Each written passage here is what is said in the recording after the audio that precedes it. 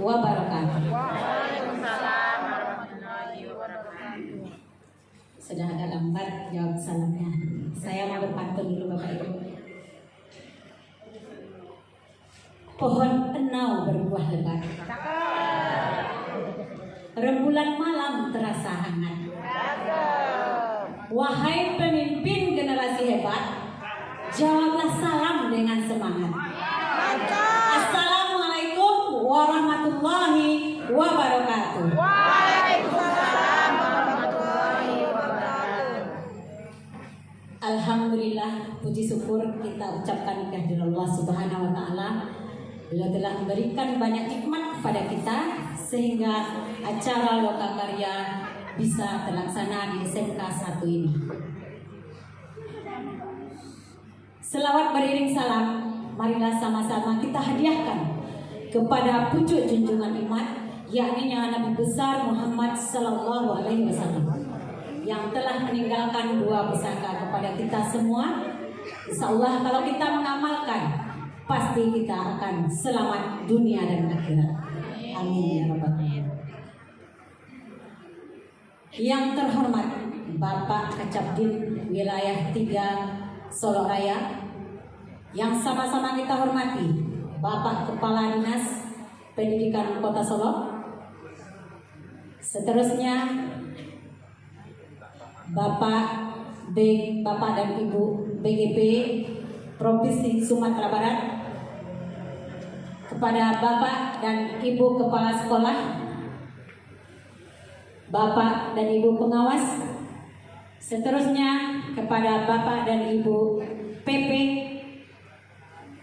seterusnya Bapak dan Ibu calon guru penggerak yang senasib dan seperjuangan dengan saya, yang saya banggakan. Baik, perkenalkan,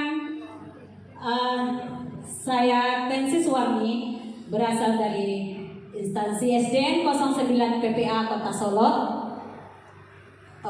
bertugas di SDN 9 PPA Kota Solo semenjak 2019, dan alhamdulillah saya dipercayakan oleh kepala sekolah untuk mengajar di kelas 1, dan alhamdulillah sampai hari ini masih mengajar di kelas 1, tidak naik-naik kelas.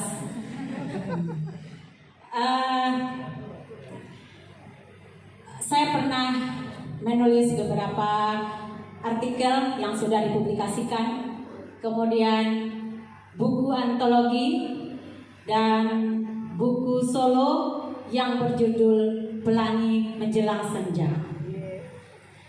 Dan ini Ibu fasilitator dan Ibu PP saya yang selalu menemani dalam pendidikan CGP dan selalu memberi support dan semangat kepada saya.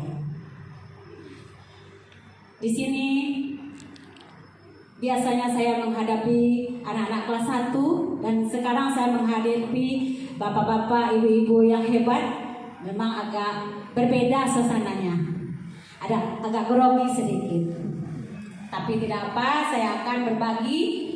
Yang pertama, perjalanan sebagai calon guru penggerak.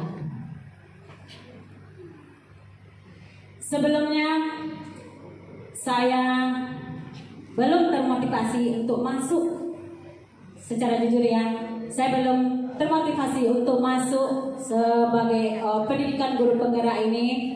Kemudian dengan semangat Dinas Pendidikan, Kepala Sekolah, Pengawas, kemudian mendatangkan narasumber, sehingga saya menjadi termotivasi untuk masuk pendidikan guru penggerak ini. Kemudian di SD saya juga ada PP, kemudian GP yang telah memberi semangat, sehingga timbul motivasi untuk mengikuti pendidikan guru penggerak ini. Dan saya memotivasi diri saya sendiri untuk masuk sebagai guru penggerak ini. Yang pertama, ingin memberikan layanan yang terbaik kepada murid-murid saya. Yang kedua, menggali potensi berbagi praktik baik di sekolah maupun di komunitas belajar.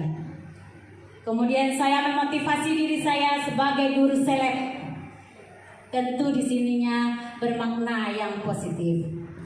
Seleb di sini saya maknai yang pertama, semangat yang artinya sangat luas, semangat dalam menimba ilmu, semangat dalam memberikan pendidikan kepada siswa, kemudian edukatif.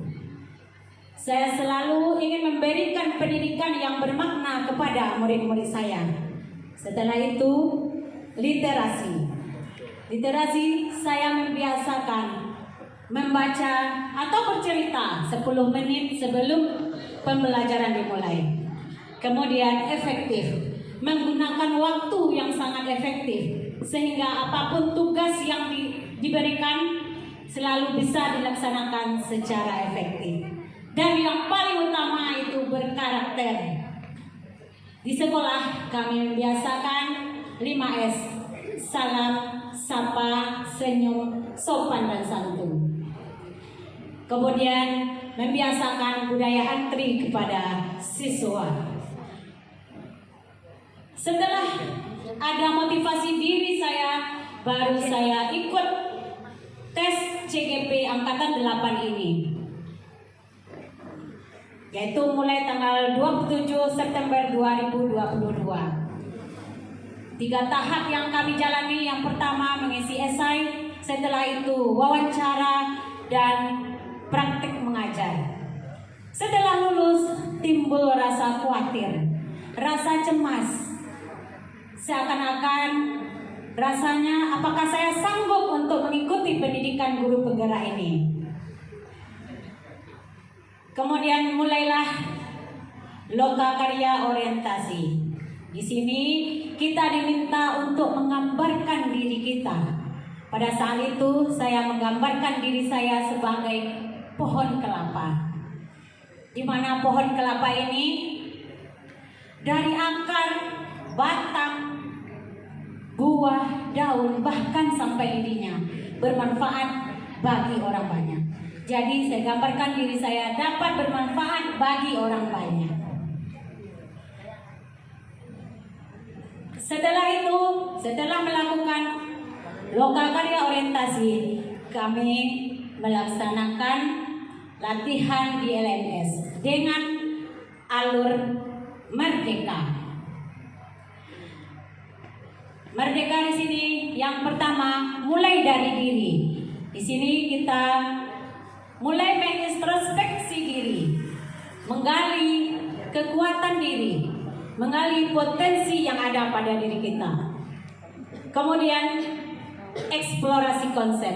Kita mempelajari konsep-konsep yang ada di LMS. Setelah itu baru kita bertemu di ruang kolaborasi bersama fasilitator, bersama CGP-CGP hebat untuk melakukan diskusi dan menguatkan konsep-konsep yang telah kita pelajari. Setelah itu alur demonstrasi kontekstual. Di sini kita mempraktikkan antara teori-teori dengan praktik dalam pembelajaran sehari-hari. Setelah itu elaborasi pemahaman. Di sini kita bertemu dengan instruktur, saling menguatkan apa-apa yang telah kita dapatkan dari alur Merdeka. Setelah itu dilanjutkan dengan koneksi antar materi. Di koneksi antar materi kita mengkoneksikan antara konsep-konsep yang telah kita pelajari dengan pembelajaran kita sehari-hari.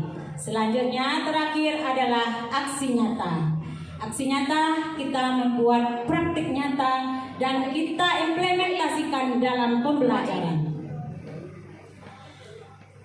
Dan ini 10 modul yang kami pelajari.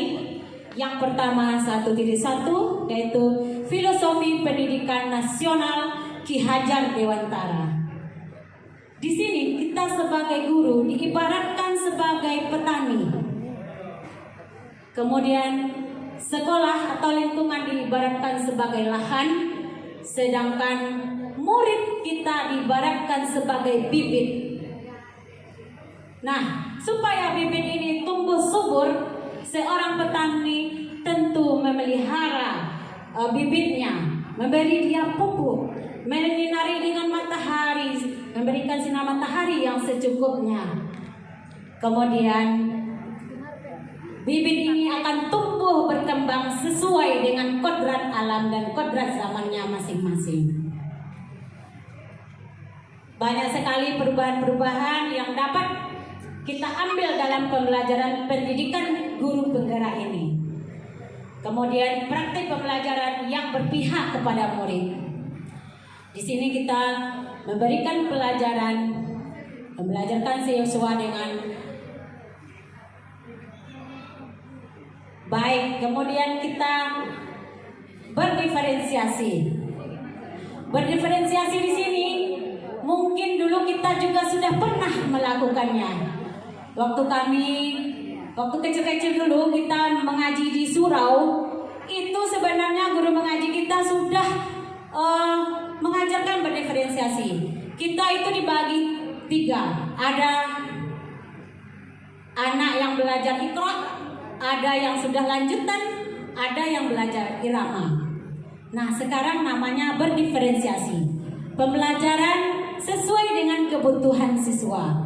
Pembelajaran sesuai dengan kodrat dan potensi siswa kita, yang sekarang dinamakan dengan berdiferensiasi. Kemudian saya sangat tertarik pada modul 1.4, yaitu budaya positif. Yang pertama, disiplin positif dan nilai-nilai kebajikan universal. Yang kedua, keyakinan kelas, teori motivasi, hukuman dan penghargaan restitusi, kebutuhan dasar manusia dan dunia berkualitas.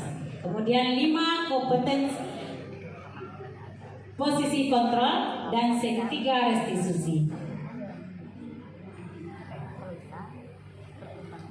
Di sini ada 5 posisi kontrol guru, di mana kita mungkin sering melakukan kesalahan dulunya.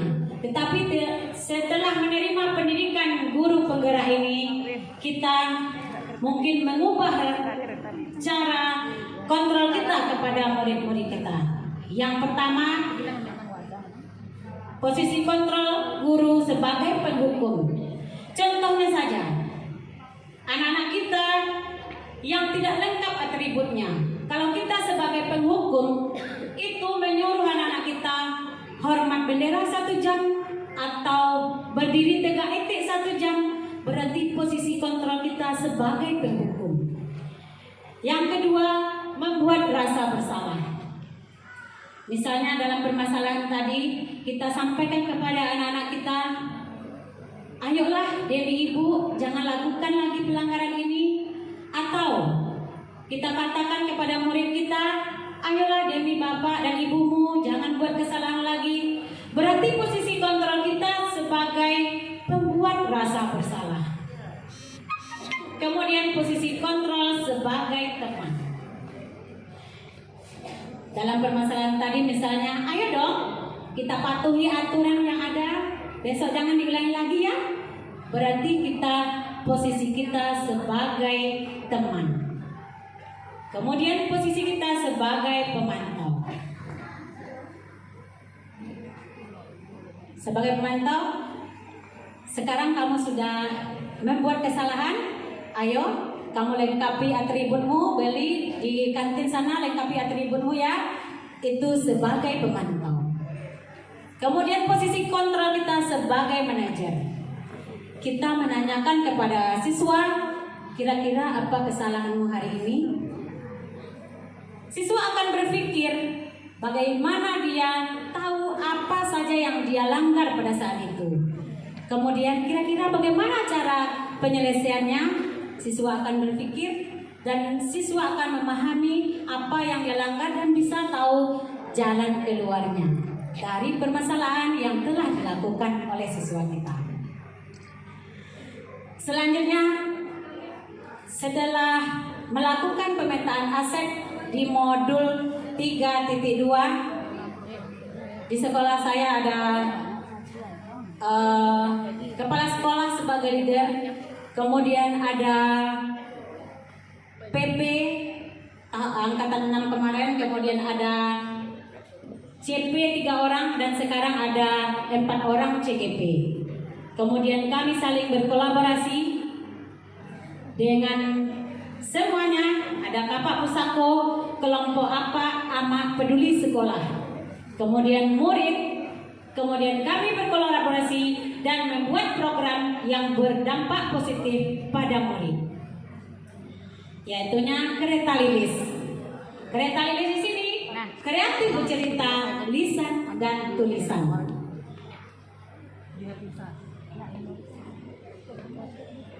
Nah, ini kegiatan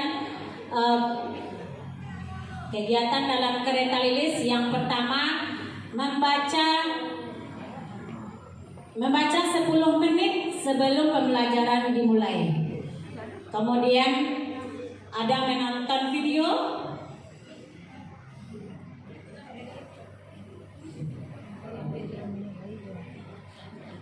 Baik, karena waktu sudah sedikit lagi ya Bu ya. Kemudian menonton video. Setelah itu siswa menceritakannya ke depan. Tujuan program ini yang pertama mengembangkan minat dan bakat murid di bidang puisi, bercerita, drama, pantun, menulis buku cerita, kemudian cerita budaya lokal. Kemudian meningkatkan kesadaran berliterasi. Setelah itu meningkatkan nilai HNBK tentunya. Kemudian langkah-langkah yang kami laksanakan untuk mencapai tujuan ini. Yang pertama, membaca cerita di pojok literasi yang telah dibuat senyaman mungkin oleh Kapak Pusako. Setelah itu menonton video, menceritakan dirinya sendiri. Kemudian setiap hari Sabtu kami meluangkan waktu 1 jam untuk berliterasi. Ada yang membuat pantun, ada yang membuat puisi, ada yang membuat ringkasan cerita. Dan alhamdulillah kami sudah launching buku yang berjudul Tangan Sang Pemula. Goresan Tangan Sang Pemula yang sudah dilaunchingkan bukunya. Dan insya Allah dengan berjalannya waktu nanti kami juga akan rencananya akan membuat buku pantun, puisi dan sebagainya. Semoga nantinya guru dan murid kita juga diundang dalam TNGP di Jakarta, Tamu Nasional Penulis di Jakarta. Kutipan hari ini, apapun perubahan kecil itu, jika setiap guru melakukannya serentak, kapal besar yang bernama Indonesia ini pasti akan bergerak. Tepo santiang. Ampu suwo, ampu iya, duo ampu, santiang. Terima kasih. Kemudian maju sendiri itu sudah biasa, maju bersama baru luar biasa. Salam guru penggerak. Bergerak.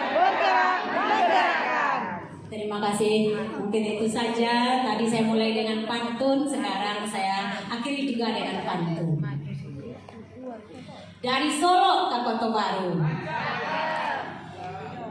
tiba di pasang Bali Tunjang, kok nak elok joka 7, buliah dibawa pulang.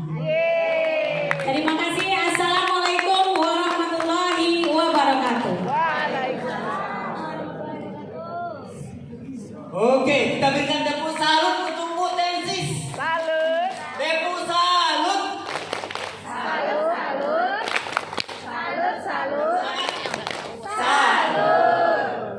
Bapak Ibu hadirin yang kami hormati, berikut kami mintakan refleksi atau penilaian dari Bapak Ibu pengawas.